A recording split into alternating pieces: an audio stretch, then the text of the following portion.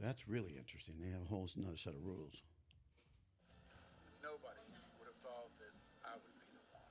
Rhyner, sports talk. Baseball, baseball, baseball, baseball. Oh, with the big mic. Oh, okay. All right, yeah. Okay, now I get it. We got a lightning strike, boys. What happened over there, Grego? We had a little lightning strike right outside the window. Well, I'm sure you got some stories. He was telling me some stories Here's about a you tip for all guys. these Americano League teams. Don't. Wait, you said tip. Yeah, tip. Okay. Yeah, I'm sure we'll get into them. Keep jamming. The ticket, colon, nothing but a Yeah, I'm still looking for the hearse. This is a new life, boy. Although somebody would hear that. I think that was a good investment. 4, 3, 2, 1. Go, Mike. Hello, YDC Universe out there, wherever you may be, however you may be receiving this podcast transmission, because it is another edition of Your Dark Companion. We are here live inside the nurturing biosphere of the mothership. Welcome in, everyone. Glad to have you with us today. It is the 11th of December. I would be Mike Rhyner. We got the whole crew here. Shoopy is over there. Ashley's here. Mickey, Becca. We are all here.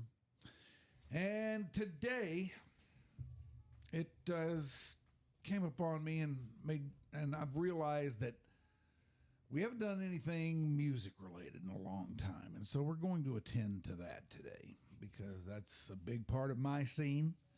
If you know anything about me, you know that. And today we're going to get into it. Not too long ago, in fact, just a few weeks ago, probably the preeminent band that we have here in our Fairburg celebrated their 40th anniversary. We are speaking of Emerald City, and they had a gig over at the House of Blues. It was a very festive night, and I just sat there the whole time marveling at, number one, how good these guys are. Number two, going 40 years of this, man. Wow. Yeah. That's amazing. We have a couple of the guys in the band with us here today. One is Deno Taglioli. Hello, Mike. Hello, Deno. How are you? I'm good. Thank you for having me and us. Yes, Appreciate that. Deno is the front man of the thing and really the linchpin and driving force of all things that are Emerald City. And it's such it seems to me anyway, like it's such a massive operation that's saying a It is. whole lot. It is. And he is joined by one of his right-hand guys. He probably has several, but I know this guy. And I know that if you need a right-hand guy, this is the right-hand guy you want to have. He is the Emerald City guitar player, Adam Palma. Hey, Mike, how you doing? I'm doing great. Now, we probably should mention here from the outset, Adam and I go way, way back into the 60s when I was in high school and we were playing in bands together. We were playing in the Cornerstones, then later on we joined up in Derek Jones for a while. And we go way back. And it's been awesome to watch Adam's career unfold because he's a wonderful, wonderfully talented player. He is a master guitar player on solos, but the great thing about Adam is he's always been really, really good with rhythm. And, I see a guitar player these days, and I think, okay, that's a nice solo you got, but what are you doing when you're not soloing? Right. You never had to ask that with Adam, because when Adam was not soloing, for me, that was when he was at his best, because he was over there playing great rhythm. Right. Nothing clunky about it. He had a nice feathery touch, played great chords, and really took the music to the next level, no matter what he was doing. Yeah. And you know this, Deno. Yeah. You've been playing with him for how long now? Well, I first ran into him back when I first got here from Detroit. I was doing some original stuff, and I don't know who I called, but I was going to go to Goodnight Audio. Remember back Goodnight with Gordo? Right. And I was like, I need a guitar player. Somebody recommended Adam Palma, and that's the first time I ran into you. And I took him. It was raining out. I don't remember a lot of stuff, but I remember this. Went out in the car. He listened to my original tunes. He's great. And I said, this is a guitar player I'd want to have in a band. Yeah. Yeah. I'll bet he listened to those original tunes and right away In the knew car. And exactly went in the studio and played it. and knew exactly what to do with them. Oh, yeah. Yeah. And you were right about the rhythm and the soloing. His rhythm playing is great, but his soloing, he talks. He sings when he plays. It's not just about shredding, right? Yeah. Oh no. Yeah. He's never been about that. And I salute you for it, my brother. Yeah. Thank you very much. Are you doing all right these days? Yeah, You're looking good. yeah. No, strong. I'm hanging in there. That's good. That's all we can do, guys like us. Deno, let's talk to you for a little bit here because the Emerald City operation just fascinates me. I don't know a whole lot about it. I've seen you guys play several times. The other night at the House of Blues was by no means my first swim through an Emerald City gig. But, I mean, we really don't know each other except for, what we met these last few weeks, Yeah. So you're from Detroit, you say? Yeah. So I was born in Detroit. Yeah. Now, how and why did you wind up here? Well, so when I graduated out of high school, I was trying to figure out what music school I wanted to go to. I was actually a classical musician. Oh, really? Yeah. So even though my DNA and everything I did, I can remember being a little kid and taking my mom's keys and sitting in the car and listening to AM pop radio. Okay. Yeah. Because that's really where my heart was, and in just pop songs, right? Right. But I was studying classicals. My mom was like, if you're going to be a musician, you are going to learn to read, and you're going to learn to write, and you're going to learn to play the right way. All right, let's do it. So when I graduated in high school, I decided to go to a college that's just in Detroit called Wayne State University, and I went there because I wanted to study with this teacher named Salvatore Rabbio. He was from Boston Symphony, and he was in the Detroit Symphony. Yeah. So I'm still got this classical thing going on in my head, right? Because it's like what I've been doing. But I'm kind of a garage drum set. That's all. That's what I did a lot of. Yeah. You're a drummer too, Yeah. right? So so we have that in common. So I'm sitting at Wayne State for a couple years, and a couple of my buddies are talking. I hear them on the phone talking to a school that's recruiting musicians to start this jazz program at the same college you went to. You went to UTA, right? I did. I went to UTA. So they're getting a scholarship to go down and say, hey, tell that guy, man, to get me a scholarship. I want to go down there. So, they told the band, yeah, he could play big band.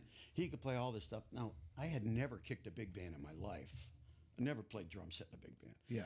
So they get me a scholarship. I go down. I got 2 weeks to get ready for my audition. And, I'm learning like a bassy song or something. I don't know. And anyways, I end up getting in this jazz program. And that's kind of how I detoured out of Detroit to Texas.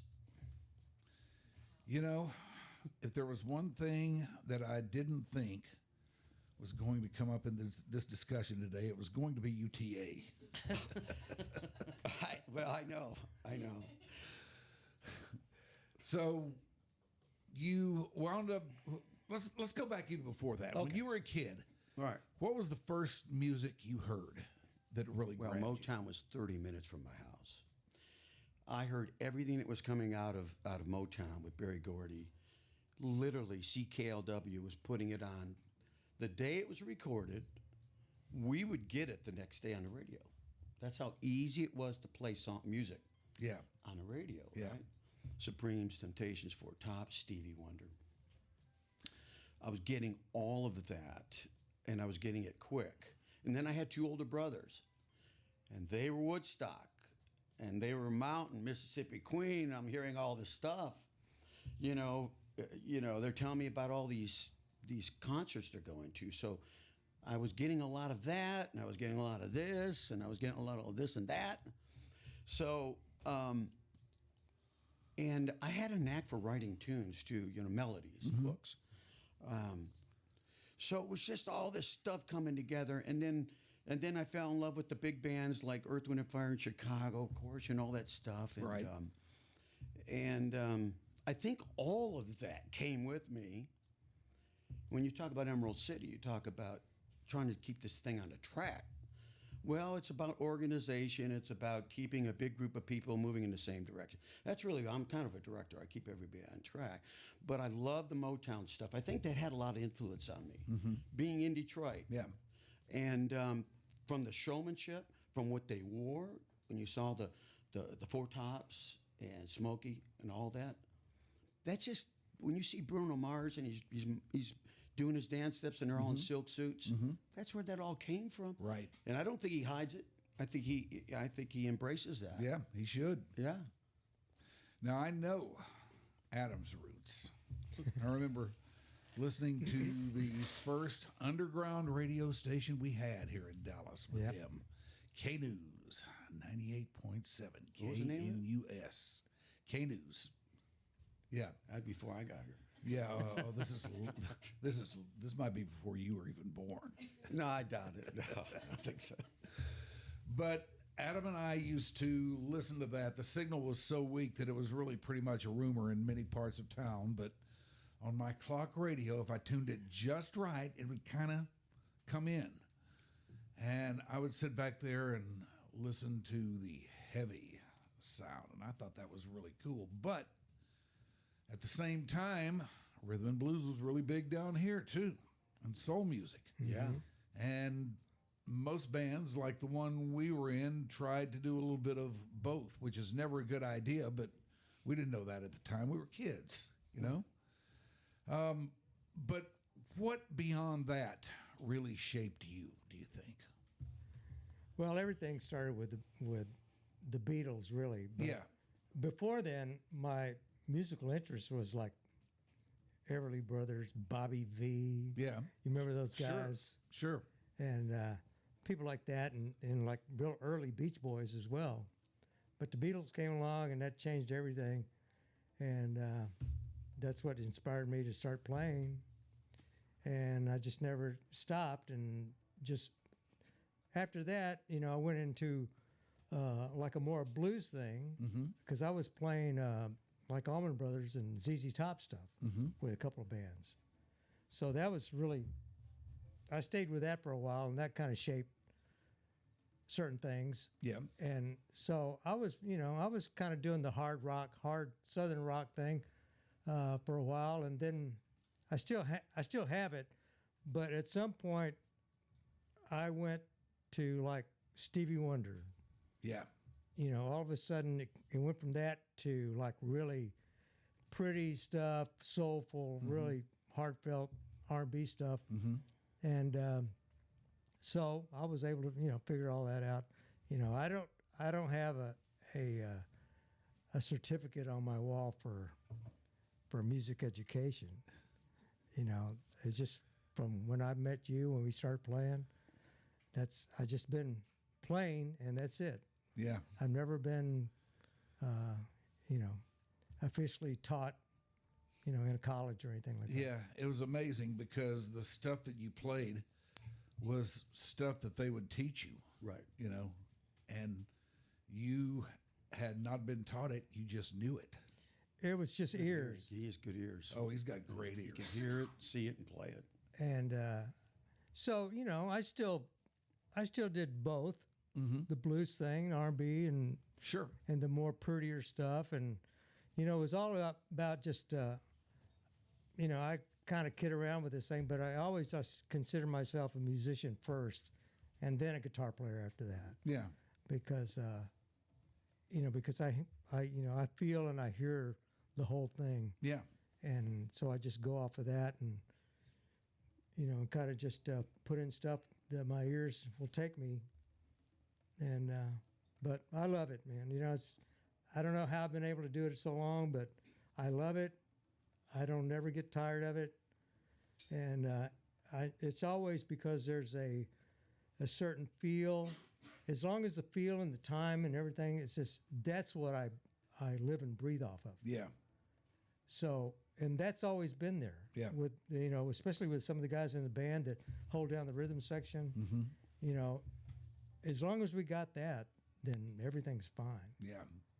Otherwise, I would have probably, not felt the same. What about you, Dino? When did you actually start playing, and what did you play?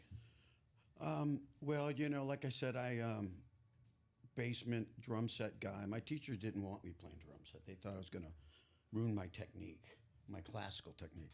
But I was down the basement all the time, and I come to my teacher go like, "Have you been doing something different? You look weird. Something looks weird." Anyways, I'd be down there, but a lot of the influence that Adam's talking about, we were in Detroit, the Allman Brothers, the Southern rock stuff. Well, I went through that phase too. 2 drummers. That was big. I was in band with 2 drummers, and Yeah. did that, and played all of that. In Detroit, the gigs in Detroit, a lot of weddings, and a lot of different ethnic weddings. Could be German, Jewish, Polish, Italian. And so you have to learn all these things. One of my first drum lessons, like, okay, you're going to learn how to play the rumba. Then you're going to learn to play the cha-cha. And then you're going to learn how to play this and, the styles. There were like 4 or 5 styles, right? We had to learn the styles. I remember my mom taking me to Ron Henry Music on Telegraph, and and I had this teacher. Now he really wasn't a teacher. He was kind of like this. He was just kind of a beatnik.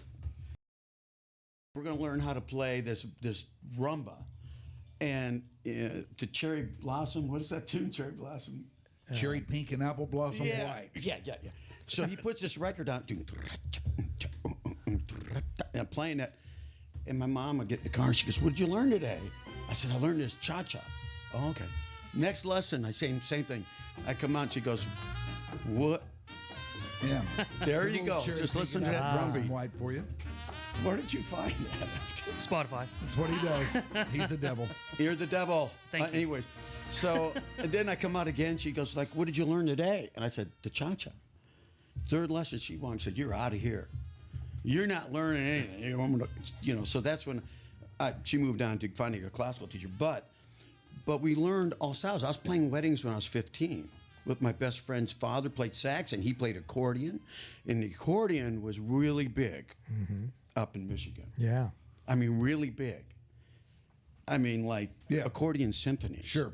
They had like 100 accordions playing together. I mean, a lot of it was accordions. like, They had their place down here too. You had to look Do for they? them. But Did they have accordions they down had, here? they had their place down here. Yeah. And like I say, you had to look for them, and you had to, be in the right place where they did that sort of thing. But they would pop up from time to time. Well, every wedding band in Detroit had an accordion player. Every wedding. And so I was playing weddings when I was 15. So, I'm cutting my teeth in, playing drum set and learning some of the standards out of the real book. Yeah. Yeah. So that's where I learned that. But it just snowballed from there, being in bands like Chicago cover bands. We were doing cover band stuff back in the 70s. Yeah. Because that's what Emerald City. Emerald City really started to do original music, my original music. And we were playing at a club called Memphis, right? Yeah. In Addison. I remember that. And it was a steakhouse. It wasn't even, didn't even have a stage. And the guy go, "Okay, we want you to start like at 8 o'clock or something like that." And we'd always be late. So it moved to, start at 9 and we were late. So when you see bands start there at 10, it's because of us. We were just late all the time. But I'm not sure where I was going with that, but did I probably got off course to your question a little. No. That'll happen. Huh? Yeah. That's what this show does. You're Oh, good. yeah. Well, that's what I do. You're in a good It spot. just kind of meanders about, so don't worry about it. Yeah. So how and when did the first thing that we would know today as Emerald City come about? Right. So I'm going back. Okay. So when I was graduating out of UTA, we put a little band together. And we called it Emerald City. And it was made up of a lot of the guys that I went to school with. And it had horns. And we were doing stuff like album cuts, like Luther Kent, some New Orleans music, We were doing like the Elton John Honky Cat because it had horn. We just finding these eclectic songs. Yeah. You know, and I had to get off the drums, and that was nerve-wracking. Because, you know, being behind the drums, when I was playing drums as a kid, everybody didn't want to sing. I said, give me that microphone, and, you know, I start singing and playing. And then I was in a band called Motion. I'm going to go back before Emerald City for a minute. Bobby Lincoln. You know Bob Lincoln? Yeah. Oh, yeah. Well, yeah, I was in that band. Ray Tyson. Yeah. Yeah. I They were remember good, Bob Lincoln. from what I heard. That, you know, I was like near the end of that band, but they were well known, and I was playing drums in that, and nobody would talk in between songs, and I'm like, hey, somebody's got to say something, you know. I guess that's just listening to AM radio, and you hear the DJ talking over the top and the bottom of the songs, you know. Yeah. And I think that's where that whole concept came from for me, of talking. But I was in Motion. So I started this band, and we played Abernathy's, which was in Arlington. It was this club that had bands once in a while. And then we went our merry way. The horn section went off, played Buddy Rich or something like that. And then some other guys called me. One of the guys at that concert a couple weeks ago, Freddie Pohl, Yeah. and I connected. This is before you. And And he's a Fre- bass player, right? the bass player. Yeah. And he's like, hey, we're going to put this band together. So we put a little rhythm section together, and we used my buddies on horns. And we did that. And then from that, it grew into a regular band of 10 people. And Adam came on board. And then we started playing around. You know, we only made $200 a night. Our tab was like 500. Yeah. I'm telling you. So we figured, you know, let's take the cash and we'll put the tab on our credit card. We'll take care of that later, you know. We weren't making any money. We were losing money. I was paying people $25 a gig. $25 a gig. It wasn't terrible back then. No, we just wanted to play. You know, we just wanted to play. You know, when you're a musician, you know if somebody's going to be a musician the rest of their life if they're willing to pay those dues that come early on. And the dues are, you're not going to get paid. Don't worry if your car starts or not. I mean, until you realize it doesn't start, then you got to call your buddy. But we, you know, that's the phase that we go through, right? Yeah. And if you make it through that phase, Yeah. you're going to make. I call that the fight through it phase. right. You have to fight through whatever you have to do because music's what you do. That's what you do, and then you know you're really meant to be a musician. Because if you start saying, no, I want to buy, you know, my daughter, she's a great piano player, but she said, Dad, I want a Gucci purse. I said, she's like, I don't think I could be a musician. I said, no, you can't be. You need to go off and go to law school or something like that, you know. So we paid dues. And, you know, 40 years is like unbelievable. I go back and look at the pictures. I don't even recognize myself. I can't fathom it, man. I cannot fathom what it must take to keep a band going for 40 years, especially an operation like Emerald City. Oh, my God. You know, it was not meant to be. It was like a baby that got dropped on my lap to some degree. Yeah. It's like you go to the door, someone knocks, and there's a baby there. Mm-hmm. And then, like, you were doing one thing, and all of a sudden you got to do another. I wanted to do original music. I just want to write. But then I got this baby, you know, and then when you're in it, you know, I feel an obligation. We got to book. We got to promote. We got to find musicians. And musicians are like gypsies. They come, they go, they keep moving around. And to replace one after, you know, and when you don't have a lot of work, they tend to come and go more often. Right. We've been lucky now because we have, you know, we've stayed the course and we have a lot of work and that attracts good musicians. And he's been in the band since 89. Dwayne, 89. Yeah. You know, a lot of musicians have been here a long time. Yeah, I can tell that you guys have a nucleus that has Right. been together for a good while. I knew that he'd been with you for a long time. Don't that Adam forget had been with you. 83. 83. 83 to 87, I took a 3-year He took hiatus. off. Would you go to LA or something? No, I came back from LA to join. Oh, okay. I had already been in LA since 80, Right. 80, 83. Now, what were you doing out in L.A.? Trying to get famous. No, no, man, you know, I just out there doing the thing like everybody. Yeah. I had a thing going on where I was going to be in a part of an original band out there that was being bankrolled by this big guy, and he was an investor, and he was paying for everything. So that lasted about 6 months. No, it actually lasted about 6 months, and we were all on retainer, trying to put this original band together. Right. Nice. And so, as the story goes, it just never go anywhere. So, but by that time, you meet everybody. When you're out and about, you meet all these great players that are not even known. Just guys that are living out there. I mean, like every drummer that I Russ met Uncle, out you there, were playing on the drums. every drummer I was out there was a great drummer, a great field 2 and 4 drummer. Yep. And just so many good musicians that were just hanging out, and there's not room for everybody, unless somehow you stick it out. And they used to tell me, he says, well, if you can stay here in LA for 10 years, then you got a good shot, but you got to hang out that long and go through all the wear and tear. Ups and downs. And LA dues is not compared to around here. Yeah. It's I don't compare it to New York, but I never went to New York for that. I was in LA, but it was a great experience. Overall, I wouldn't have changed it for nothing, Now, how and when, Deno, did something that would someday come to be known as, something named Emerald City start? The name? Yeah. What was the first time that you guys performed under that name? Oh, under that name. Well, I think the Abernathys, just out of college and start picking up some gigs, we used the name Emerald City. Yeah. And there was some pushback, with Freddie. It's like, you're gonna, I don't know about that name.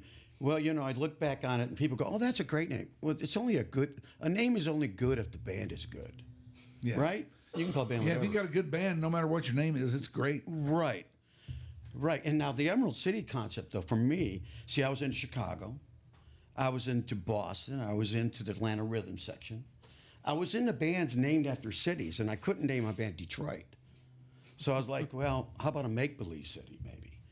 So that's really, and then we were driving when the Hyatt was first built. Yeah. First built. There was just dirt around it. And there's a Reunion Tower. And I said, man, and I was commuting from Arlington to play. This is slightly before Emerald City. But the name came and popped in my head when I saw that. I said, man, that looks like Emerald City. I might have been a little high when I saw that. I go, man, that looks like Emerald City, like the Wizard of Oz or something. I go, that would be a good name for a band or something. So I think that's what it kind of triggered in my head a little bit. The name. Yeah. It's always interesting to me when I hear the name of Emerald City that Dallas has tried and maybe even succeeded to appropriate that. It refers to itself from time to time as the Emerald City. Really? Yeah. Wow. Yeah, I've heard it do that before. You didn't know that? No. Oh yeah. It is. I heard Seattle. I don't know if it's officially anything official or anything like that, but every now and then you will hear somebody refer to Dallas as the Emerald City. Wow. It's pretty cool. There you go. So, what about your initial concept for Emerald City? Is what we see today pretty close to what you thought it would be or what you were hoping it would be? Well, conceptually, we never had a girl in the band, first off. So it was just going to be, like Chicago. It was going to be like an Earth, Wind, and Fire. It was going to be a horn band. Okay? It was going to be a horn band. And we had a couple guys who sang, and I came up front more to front and some singing. But this guy, we haven't talked about him singing. This guy could sing great. Oh, I know. Great. Nobody even knows anymore because he didn't sing much. I have all these other singers, but so it was just Adam and I singing, pretty much, right? Yeah. Then Mike Medina, Medina. Oh yeah. So Mike was playing bass, and I've gone through great musicians, and we could talk about that. But that was 10 years. And then I think I was at a gig, maybe in Atlanta or something. And I saw this band that had some singers up front doing more of a show. Yeah. And I said, man, I need some corporate work. I need corporate Yeah. work. Yep. Because we were doing clubs, a lot of clubs. Yeah. But we weren't making any money. And what was ironic, when I got here, Dallas didn't have a lot of wedding bands. They used DJs for weddings. Yeah. Okay, so that was weird for me. And then eventually weddings, now they all bands, but they didn't when I got here. So I said, well, let's do more of a corporate show. And we started implementing more female vocalists and more singers. Right? Right. Had to. There was more, all the female vocalists that were on the radio at the time. We just had to move that way. Right. So how long did it take from the time you guys started down that road to where you got it, where you looked up at it one day and said, okay, this is starting to shape up like I want it to? Yeah, the calendar, started filling up, right? Yep. The calendar started filling up, and this is all part of that 40-year plan, right? You talk about it's unbelievable. Well, a lot of things got to be in place. You got to have work, Yeah. and you got to be able to pay. Yeah. That's the thing. If you didn't have work or pay, That's it's a hard to keep a business. band together. It's a business, It's a If business. you got guys, those guys are going to want to be paid. and to keep good people, you got to pay, Yeah. right? Yeah. So it all goes hand in hand. Can't do one without the other. No, you can't. I was going to ask about how far along into it did you feel like you would more or less establish yourselves? Like, I don't know how much y'all were maybe working other jobs and stuff during the day, or, at some point I'm assuming you were able to quit those, and I'm guessing y'all are just full-time with the band now. About when do you think that shifted for you? What do you think, Al? Well, it's always been full time for me. Yeah, so a lot of the guys don't have a day job. Yeah. And some do have a day job, a flexible day job. Yeah. Yeah, I mean, a lot of guys, that's just a normal thing. You got to have something else. Really, it depends on your situation, your personal situation, and But what's funny is when you're in the middle of the journey, you don't really see the signs that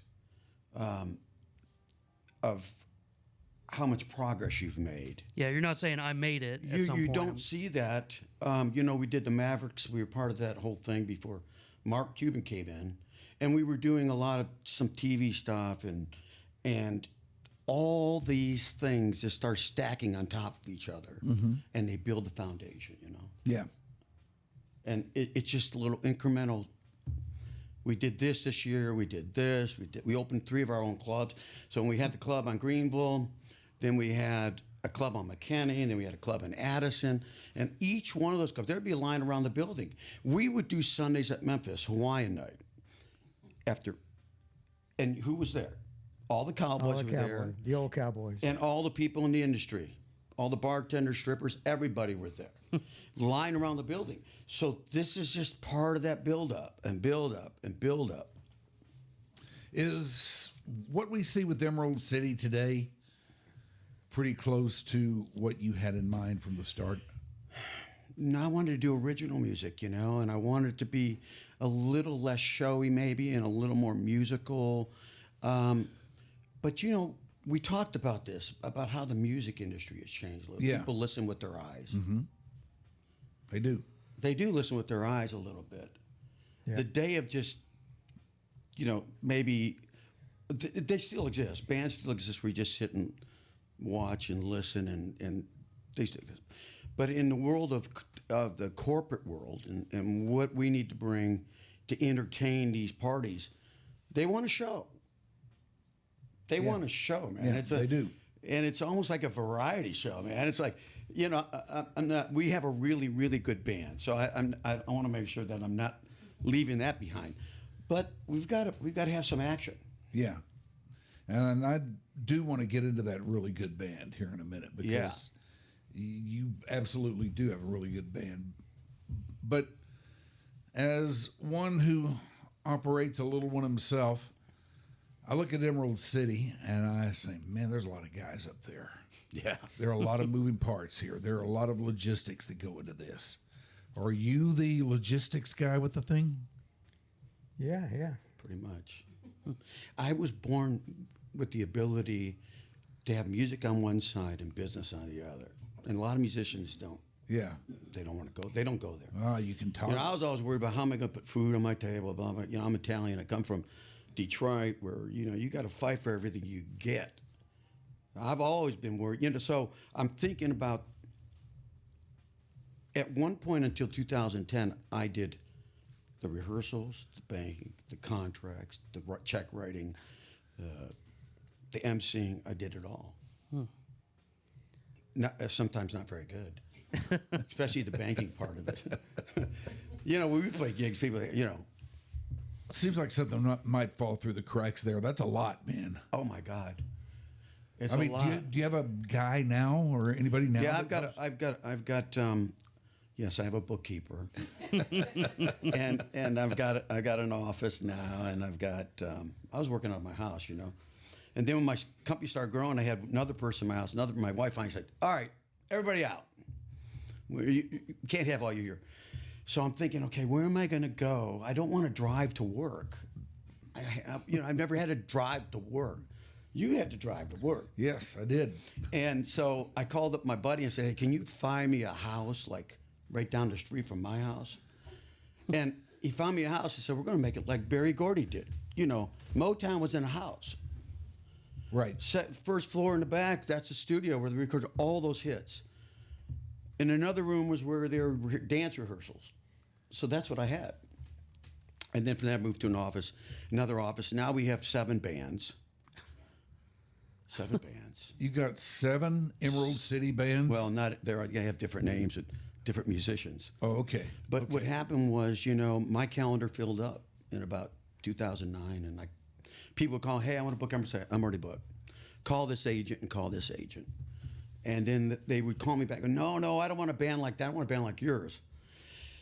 So I said, oh, okay. So I started another band called Limelight. And then we'd sell them. And then I had to do another band. I wasn't in the band making business. That's not what I wanted to do. Yeah. It just kind of happened. I had to do it. Yeah. You know, so now we have a very good infrastructure in place. So I don't do all that stuff I had to do. Yeah. But I do oversee it.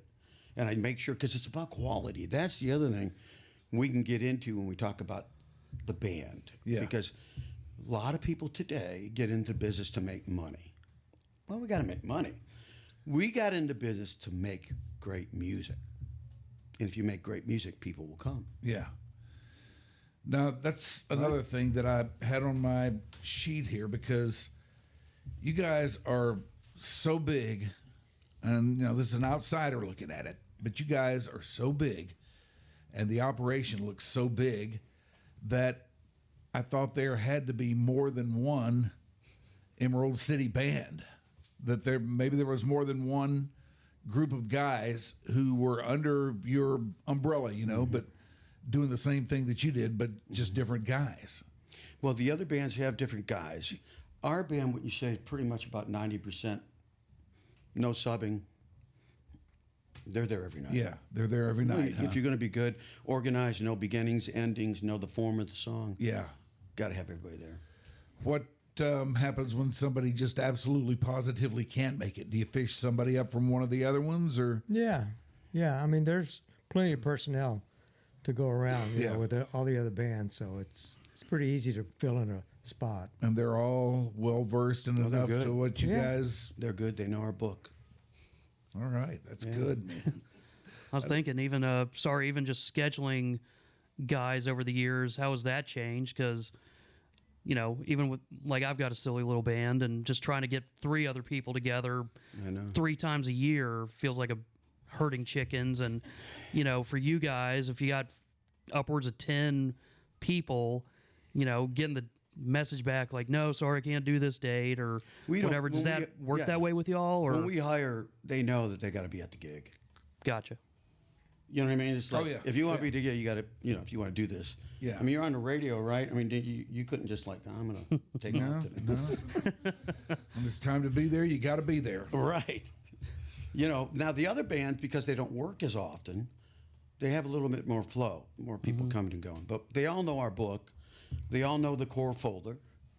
So they know the songs, you know. Because that'd be a wreck if you had someone who didn't know the 40 songs you're going to play that night.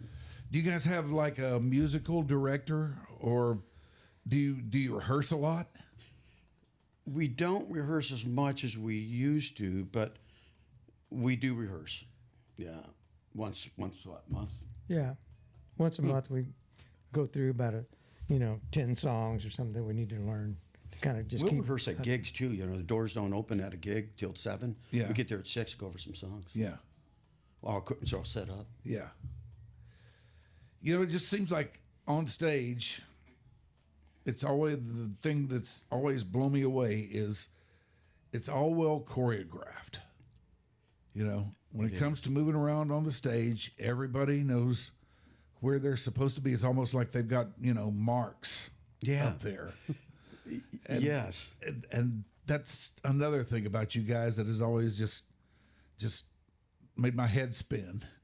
That everybody knows where they're supposed to be and what they're supposed to do. Yeah. Because all the guys that I've ever played with, they don't give a damn about that, you know? I know. I was in bands like that. I know. And when you have a lot of people, you got to figure where are you going to go? Where are you going to stand? You know, like when you play a solo, he's coming out. It's all visual too. It's like if you're singing lead, you're not going to sing from behind somebody. The standard place is for you in the middle of the stage in front of everybody. Yeah. There's one-on-one stuff, right? Right. But there'll be singers just sing. I went and saw Chicago about 3 years ago, and they got a new singer, right? Mm-hmm. They've had several new people, but the guy who's singing all the Peter Cetera parts, all the high parts, right? They found him out of Canada in a Chicago tribute band. So he's singing, but he's singing from the side of the stage. And I went over to the sound man. You know, I think maybe when it ended or something. I said, "Hey, what's up with the singer over there? He's not in the middle of the stage." He goes, "Man, we've been trying to tell him to get in the middle of the stage now for months." And I thought that was really strange.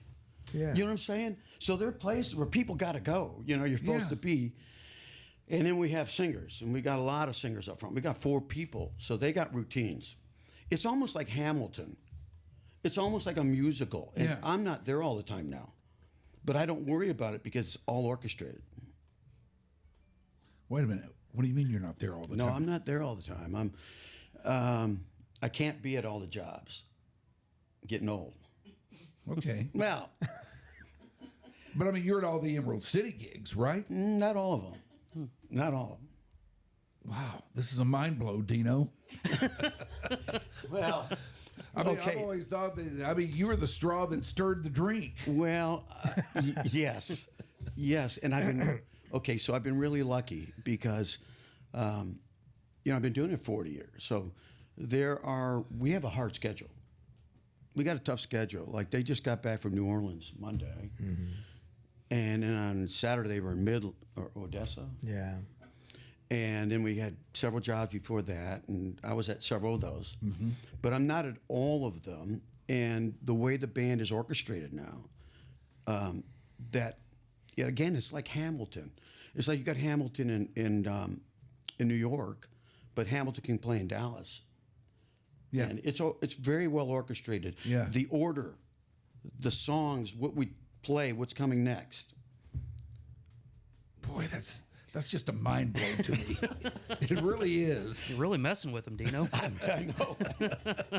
But see, this is what I wanted to find out from you. This is one of the reasons I wanted you in here. Well, thank you. Because I was watching you guys at the House of Blues that night, and I became really overwhelmed with thoughts of the logistics of it and everything like that, and how everybody was where they were supposed to be, when they were supposed to be there, and what it takes to get these things that way, you know? Yeah.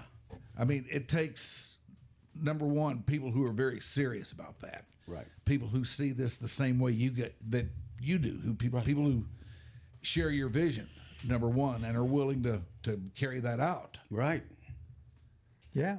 Well, the people that we've got, people that haven't been there as long as we have, but they get what's going on, and they're very serious, and they know that it's a good band. Yeah. You know, it's got a great reputation, so they know that, hey, this is a great thing to be a part of. They rise up. Yeah.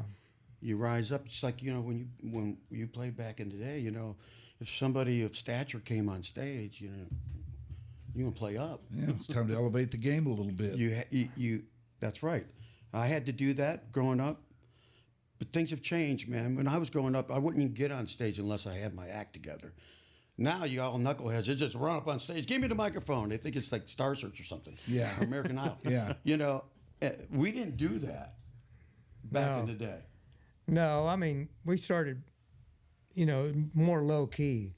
But like the band, it's funny because when Emerald City started, when I started playing with Deno in September of '83 at Memphis, you know, we almost had kind of like a rapport. You know, we were only two guys singing, really. That's it. But And he was so, funny. I was funny. It was great. We didn't go song to song like we do now. We play a song and we like chatter. Tell a joke. So tell a joke or say something weird or funny.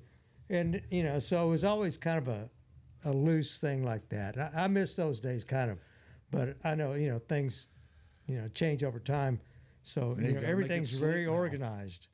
We play, you know, one song goes right, you know, we're continuously playing almost. Yeah. Yeah. For the whole set. It changes. It's changed, but I think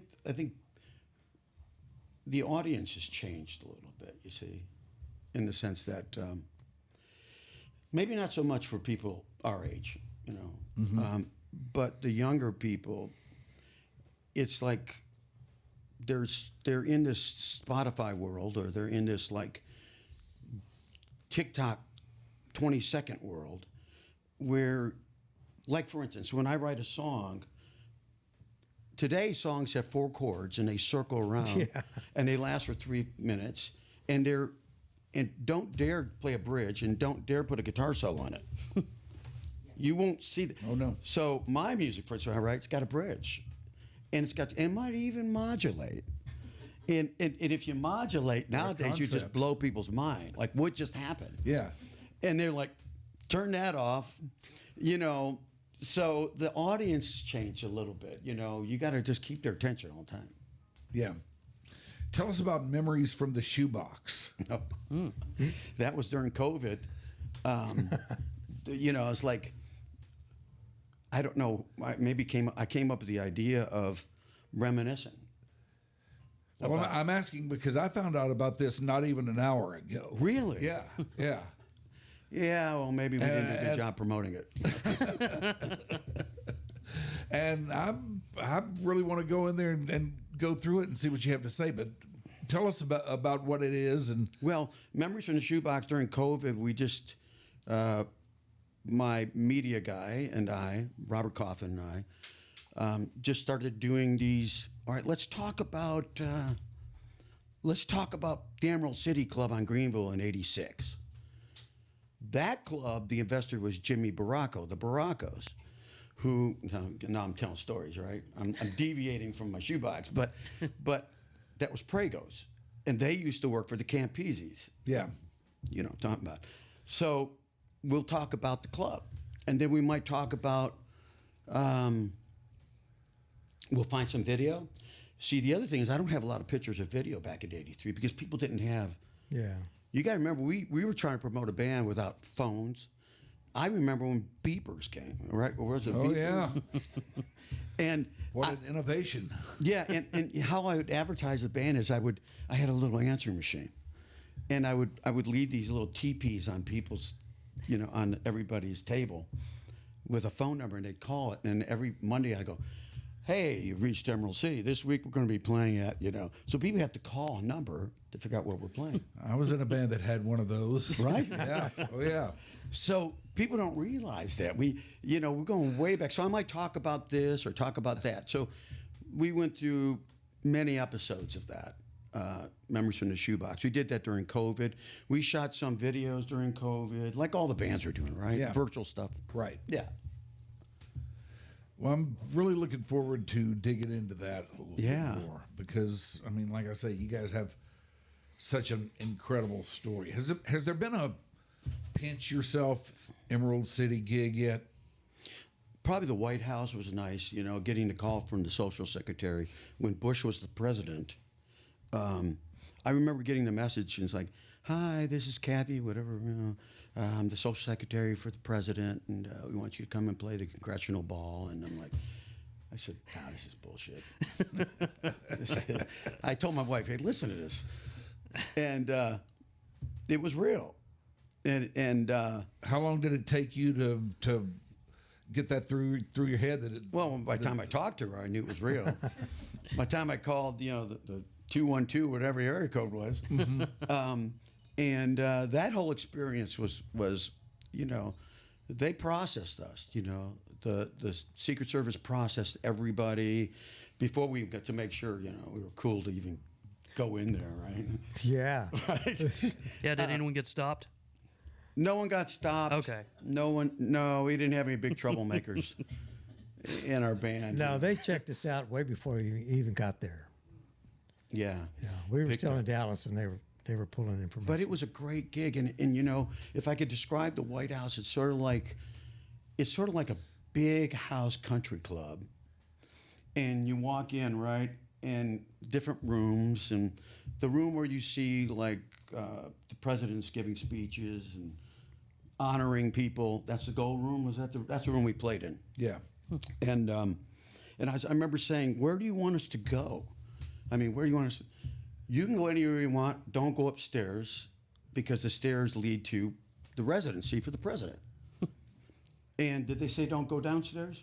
Well, we had a guy that took us downstairs and showed us some stuff. You know, just That's the war The room, SWAT team Yeah. was down there, though. the war room, and So war room. Oh yeah. and there's a kitchen down in the basement, and part of it is still has burn marks on it from 200 years ago, or you know, during the early time when it caught on fire. Really? And this was like, you know, Yeah. way back, and they kept it, that part of the brick, you know, down there in the kitchen. So it was pretty cool. People don't realize that, especially after 9/11, but the security is. Let me give you a couple examples. You go down when we went down the basement. When I went down the basement, there was 20 SWAT guys down there. I didn't see them. Yeah, 20. Yeah. See, you didn't see them either. But they're on top of the building and walking through the park. There's a park right there between. We stayed at the Hay Adams Hotel. But the park, you walk through the park and you hear walkie-talkies going off. So what would be you'd think is a homeless is really Secret Service. Yeah. They're all over. They were all over there. So security was really, really high. Yeah. Was it a fun gig? Yeah, it was Yeah. a great gig. Rumfeld, I mean, everybody at the Congress, it was a congressional ball. So everybody was there, and I remember having my video, I had my video camera, videoing, and they say, don't bring the, you know, so next thing you know, these guests are all doing like a love train. So I said, I'm going to lead the love train. I took them through the whole White House, and I got the camera, and we did such a good job. Bands usually get honored to play it once. Laura Bush brought us back twice, so it was that was a great gig. That was a great gig. That's pretty good. Yeah. Any others? There's been a lot of them. Well, we were also there in, where was it, close to Waco? Oh, When when they he- came back on Air Force One. Yeah. Yeah. Came back to Texas. Yeah. You know, we were there To meet him at To the meet airport him. and play, yeah. and got to take pictures with him, you know, outside of Air Force One. Yeah. Yeah, that was cool. Boy, you're Yeah. a go-to for him, aren't you? Yeah. We were, yeah. Yeah. I wonder if That's pretty good. Yeah, I wonder if we'll ever get called back now.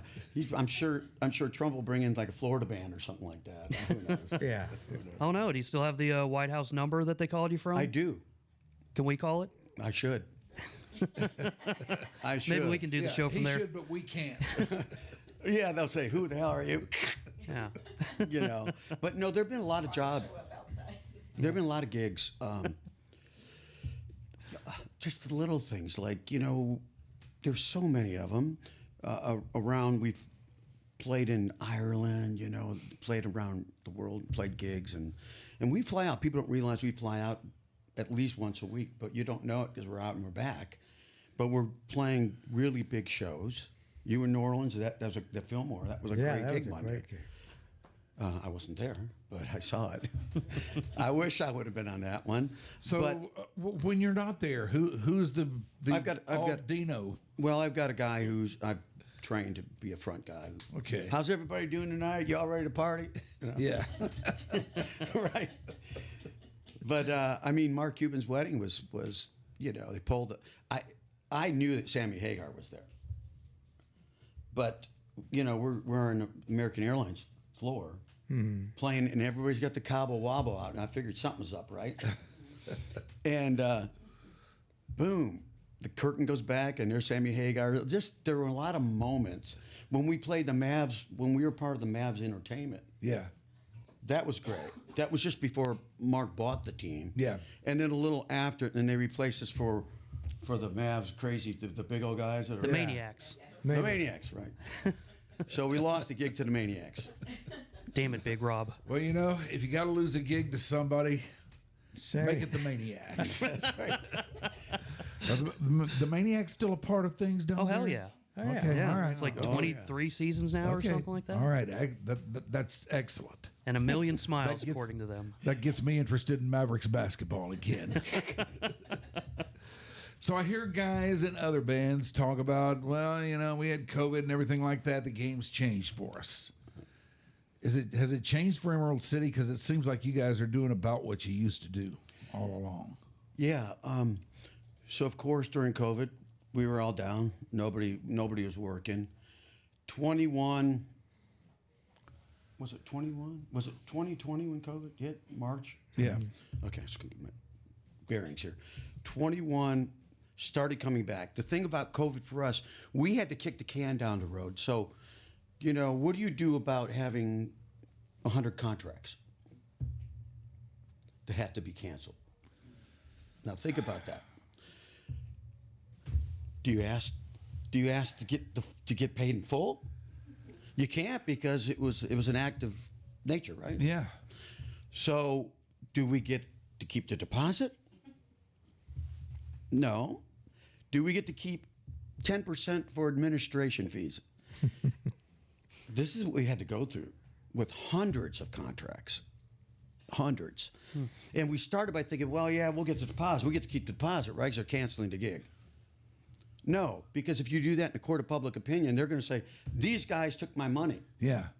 So we didn't. So we eventually defaulted, like, just do whatever you want. And a lot of people said, okay, we're not going to do our wedding. A lot of the weddings, by the way. These are more weddings. Right. We're going to do it in 21. So I had to move everything from 2020 to 21, 22. And I say that because we were doing, Emerald City itself was doing about 150 parties. Right. And we went to 0, then it went back up. So we still average about 140, 150. So the long answer is, the short answer is we're back, you know, everything's back to normal. Yeah. In 2021, we did 170. But that was because we were making up for all the weddings we pushed from 2020, see? So that was an interesting time. I bet that was an interesting time. Yeah, You guys have an interesting scene, and I thank you very much for coming in here and telling us about it today. I've always been way curious about it, and, you know, seeing you guys at the House of Blues that night, just, I guess I had a chance to pay a little closer attention to it and try to think of it in terms of the logistics of it all. And, man. Well, you're the OG of radio, sports radio. I mean, everything you've done. And we've been following you for decades, okay? So I'm honored. I know he's honored to be here with you. Thank you for having us. Thank you. I'm Yeah. serious. Yeah. You're the man. enjoyed it quite a bit, man. And I always wanted to say that remember when you had your little Volkswagen Oh, yeah. and Oh, yeah. I'd be riding around with you and you pull in a Jack in the Box and you tell the guy, hey, I want a bologna sandwich and a pack of Marlboros. I'll never forget that. Now that's some shtick there. Yeah, That's a good bit. Well, that's where you got it from, right? Driving around that Volkswagen. That's it, man. That's it. And I didn't even know you were a singer. I thought you were just a drummer with the Tom Petty tribute thing. No, that's all changed. I'm not a very good drummer anymore, so they kind of, I kind of kicked myself up a little bit. I had no idea. I got to come. I'm going to come and hang with you. I really am. But you're Yeah, playing guitar too, right? Yeah, I do. Oh, you're playing guitar. Yeah, I'm playing a little acoustic. I have no 12-string clue. Stuff. Yeah, just strumming. That's it. Yeah. Well, I'm going to come to one of your gigs. Relax. You can keep your job in Emerald City. I'm not Okay, for it. okay. I wish you would, man. I'd love to see you. Oh, I'm going to. I was talking to a friend of mine, Medina, on the way here, and I said, I'm going to Mike's place. Oh, tell him I said hi. I Yeah, said, he called me right before I guess right after he got off the phone with you. Yeah. Just to say, hey, man, I'm here. I'm around. If you need a guy, let me know. Yeah, well, he's like, I go, well, he's a drummer. And he's like, no, he's singing. I said, what? I didn't know he sang. He's singing the Tom Petty songs. I said, oh, well, hell, I got to go watch him. Yeah, for those who don't know, this is the noted bass player, the great Mike Medina that we're talking about. He plays bass, Drums. but he also plays drums. He plays everything. He does play everything. He's one of the most amazing musicians around Yeah. here, and a great guy too. Yeah. So I'll be coming out. I'll bring him with me. Man, that would make me so nervous to see Adam out there. It won't matter. Well, thank you guys. Thank you for Really having us. appreciate it. This has been your Dark Companion. Hope you've enjoyed the boys from Emerald City up here. Yay. For Shoopy, for Ashley, for Mickey, for Becca. Thank you. Thank you for watching. Subscribe. Patreon. Come see us. Bye. Don't even think about it. No fake out. No fake out this one. Thank you. He's been so dry lately. I know. With the end of it. Right. But he's going to, like 5 shows from now, he's going to get you again. He's gonna fucking Oh, yeah, I will. come through. That was great. Not fucking fake. Your Dark Companion. That was great, is a boys. story Informative. Oh, man. I was just going all over, though. You'd ask me a question, next thing I'm like, That's what I wanted. I wanted